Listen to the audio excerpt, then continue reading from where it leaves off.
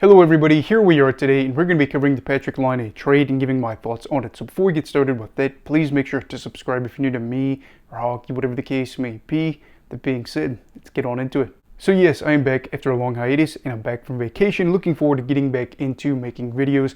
And of course, yesterday a big trade happened. As you would see, Patrik Laine traded from the Columbus Blue Jackets to the Montreal Canadiens.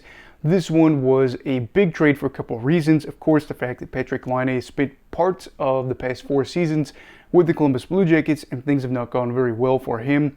Looking at his time with the team, of course, there was some seasons where he wasn't really able to play a full year. I don't ever think he was able to play a full 82 games at all. In fact, a crack even 80 game mark. But also, too, the team wasn't seeing a lot of success and he basically wanted out. So he said he didn't really want to play another game for the team.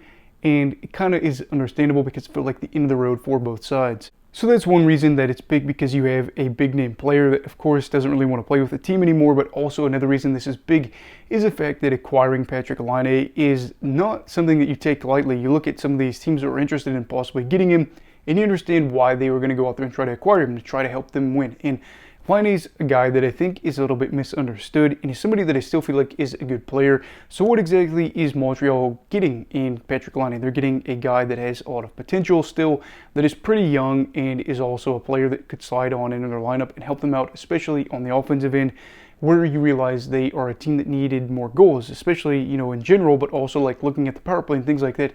Montreal wants to take the next step forward, and they have improved over the past 2 seasons, and that is good. But we know that if they had another 76-point year like they had last year, that wasn't going to be good enough to make it to the playoffs. And for a team that is seeing a lot of other sides gear up for a playoff run, while they might not expect necessarily to beat a playoff side as a guarantee this year, they do want to try to actually get there. And I think this could work out pretty well for the Habs too, as of course they've got other young guys that are going to be growing, as you have Cole Caulfield, Nick Suzuki, Yuri Slavkovsky is certainly one to watch out for in terms of growth, as last year was pretty good for him. He had a nice run as well too, where things got really, really hot for him. So looking at all this for the Habs, you have a market that doesn't have trouble selling tickets already, getting another name to make them more exciting. You have, of course, a team that is trying to make another step forward in terms of progression, as I believe a couple of years ago they were like 58 points. This past season, 76. So again, big jump. And to close out as to why it's probably a good thing for the Habs as well, as they get 2 years of Laine, and also they got a 2nd round pick out of this.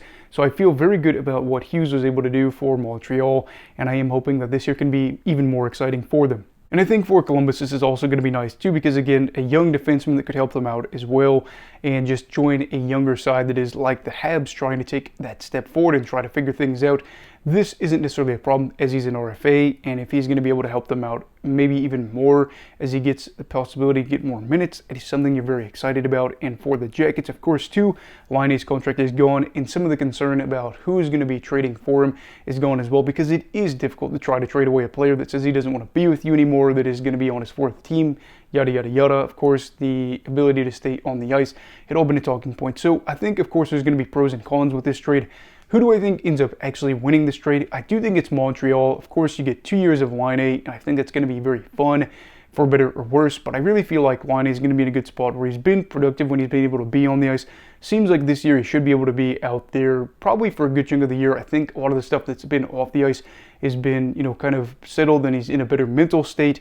And as long as he's healthy, he should have a nice year. And of course, too, they are a team that is focused more, I think, on the short term, maybe medium term, whereas the Jackets, I think, are really stuck in the long term because they aren't able to get out of the basement that is the Metro. And it's not like the Habs are going to go out there and suddenly jump up to 4th in the division or anything like that, but it is something to watch out for, and I am glad that this trade is over with, because I feel like this could have been very negative in the NHL media landscape, talking about how, oh, he doesn't want to play, or if he did play, if there was a lack of effort, and how the fans would react to him and whatnot. So this is all over with, and of course now too, we'll see how it plays out, as this could be a very short-term return for both sides.